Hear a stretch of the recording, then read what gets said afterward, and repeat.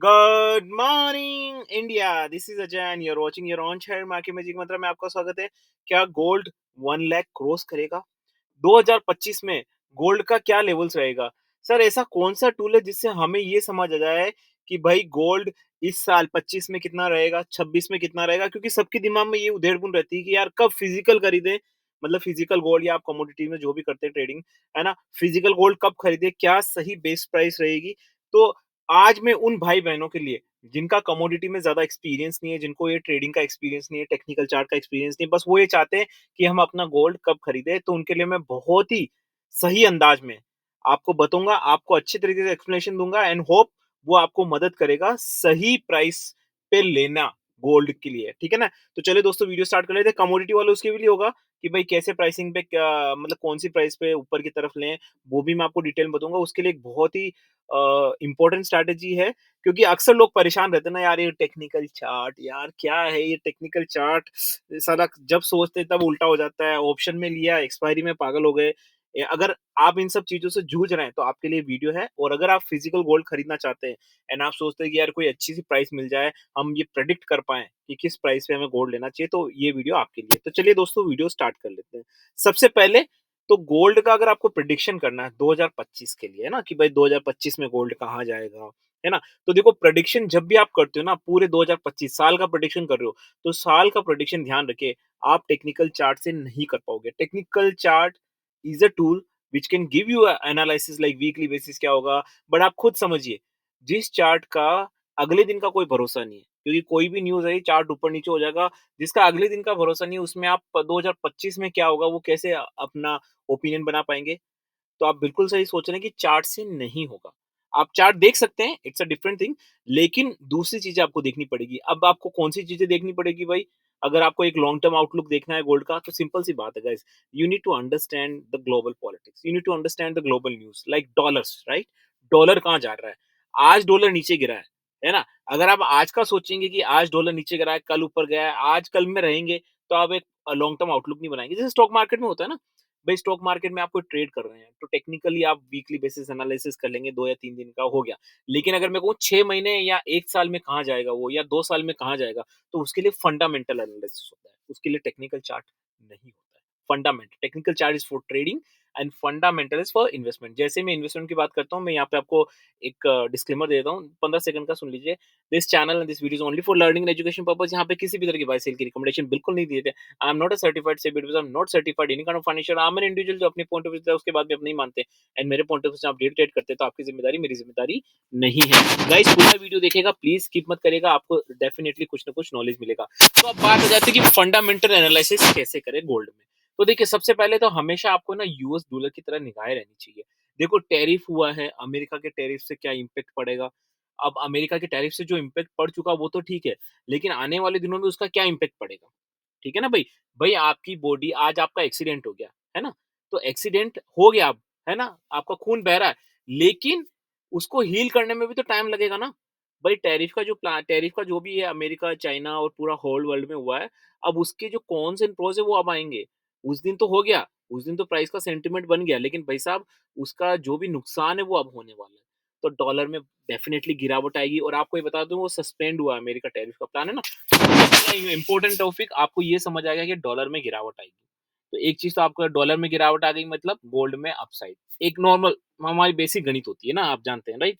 अगर नहीं जानते हो बता दो, डॉलर नीचे गोल्ड ऊपर, बैंकिंग इंडस्ट्री नीचे गोल्ड ऊपर, एज सिंपल एज दैट। ये एक बेसिक फॉर्मूला है। तो पहली चीज आपने पता कर ली कि भाई डॉलर आने वाले 6 महीने में, 1 साल में कैसा रहेगा, based on the news and all this things, right? Now second चीज, इन्फ्लेशन, महंगाई। महंगाई बहुत इंपॉर्टेंट रोल प्ले करती है गोल्ड की प्राइसेस में, राइट?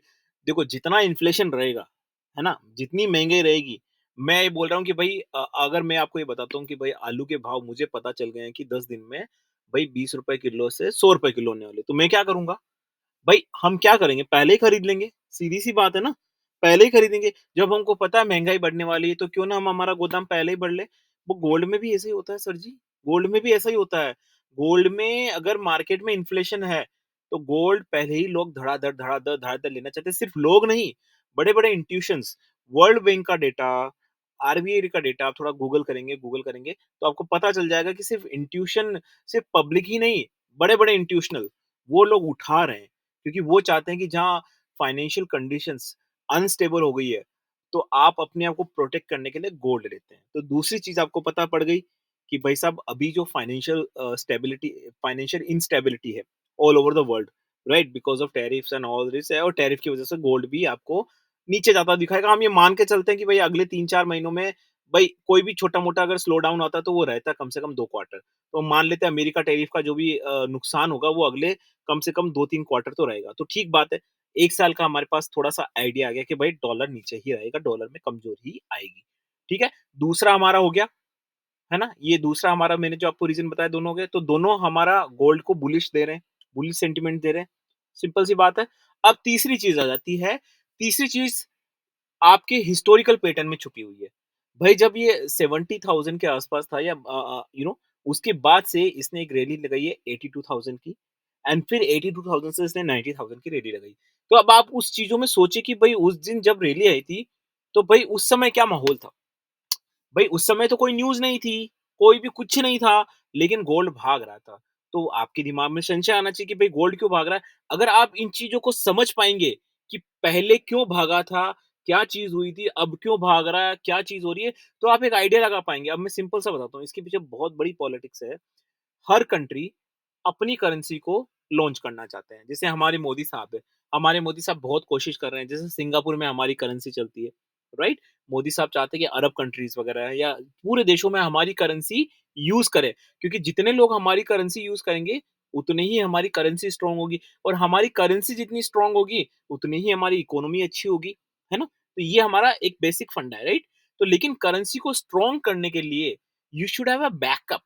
भई आपको पता है ना, आरबीआई नोट छापता है तो आरबीआई को गोल्ड चाहिए। ऐसा तो नहीं कि रद्दी के भाव आपने नोट छापते रहो, छापते रहो, छापते रहो, छापते रहो। एक गोल्ड हमारा एक सेफ्टी होता है, जैसे ना बैकबोन होता है, राइट? है ना? तो आप ये समझिए, ये वाली चीज़ भी बहुत इंपॉर्टेंट है, राइट? आप समझ गए ना? तो अपनी करेंसी आज हर कोई अमेरिका का सैंक्शंस वगैरह भुगत रहा है। पूरी दुनिया को पता चल चुका है, जब कोरोना आया था तो अमेरिका ने क्या सैंक्शंस लगाए और अमेरिका क्या-क्या कर सकता है। तो कोई भी कंट्री अब अमेरिका पे निर्भर रह ही नहीं रहना चाहती। इसीलिए ब्रिक्स कंट्रीज़ ने एक समूह बनाया, और वो मैंने पहले भी कई वीडियोस बनाया, तो वो अब अपनी करेंसी बना रहे हैं, और वो चाहते हैं कि अपनी करेंसी बनाने के लिए पहले उनके पास एक अच्छा मजबूत आधार हो। भाई जैसे अगर हम अपना बिजनेस स्टार्ट करते हैं, राइट, है ना? तो बिजनेस स्टार्ट करने से पहले ये तो नहीं कि हम सारा लोन ले लेंगे फिर बिजनेस स्टार्ट करें। बिजनेस स्टार्ट करने के पहले हमारा एक बेस होना चाहिए, फाइनेंशियल स्टेबिलिटी होनी चाहिए कि हाँ भाई, अगर हमारे बिज़नेस नहीं चला तो हमें ये करना, वो स्टेबिलिटी होनी चाहिए ना। ऐसे तो हवा में नहीं खोल लेते ना। अब वो भी जब अपनी करेंसी लॉन्च करना चाहेंगे, तो वो भी चाहते हैं कि हमारी फाइनेंशियल स्टेबिलिटी अच्छी हो। इसीलिए आपने देखा होगा चाइना दबा-दबा के गोल्ड, दबा-दबा के दुबई साहब, इंडिया दबा-दबा के, अमेरिकन सब दबा-दबा के गोल्ड ले रहे हैं, दबा-दबा के ले रहे हैं। ठीक है ना? तो एक ये अलग से आपको सेंटीमेंट आता है कि भाई साहब डेफिनिटली गोल्ड की वैल्यू तो बढ़ेगी आगे जाके। तो देखो मैंने आपको मोटे-मोटे 4 रीज़न बता दिए, सिंपल सी बात है। बिना टेक्निकल चार्ट देखे हुए मैंने आपको बता दिया। बाकी टेक्निकल चार्ट तो आप देखते रहिए, वो सुबह-शाम आते रहते हैं, बहुत सारे लोग बताते ही रहते हैं, देख लीजिए कोई भी, राइट? बट मैंने आपको मोटा-मोटा बता दिया। तो 4 इंपोर्टेंट रीज़न मैंने बता दिए, कमेंट सेक्शन में लिखिए अगर आपको और कोई रीज़न लगता है। तो देखिए अब इससे आप क्या अंदाज़ा लगा सकते हैं कि भाई साहब गोल्ड बढ़ेगा। अब बात आती है कि सर गोल्ड कितना बढ़ेगा, 1 लाख क्रॉस करेगा, ये कैसे डिसाइड करें?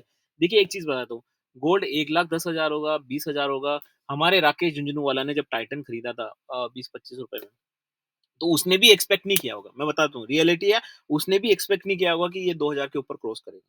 है ना? उसने सोचा होगा कि यार 15-20 रुपए का शेयर है, चलो यार लॉन्ग टर्म में कर लेते हैं, 70-80 रुपए हो जाएगा, चलो कर लो। ये फैक्ट्स है गाइस, है ना?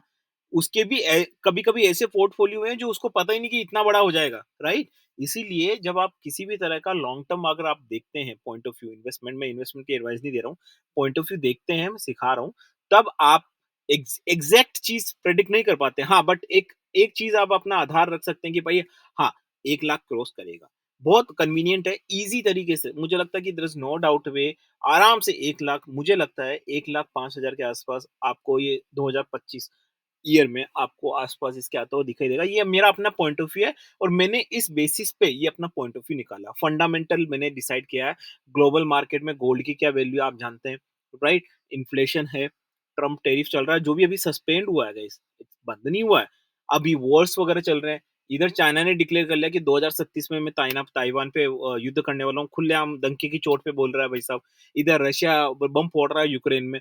इधर इंडिया पाक में सीज फायर पड़ा हुआ है, तो आप सोच ही सकते हैं। तो situation is not good all over the global. तो फाइनेंशियल इंस्टेबिलिटी और आनी है आने वाले टाइम में। तो फाइनेंशियल इंस्टेबिलिटी आएगी तो गोल्ड तो भागेगा।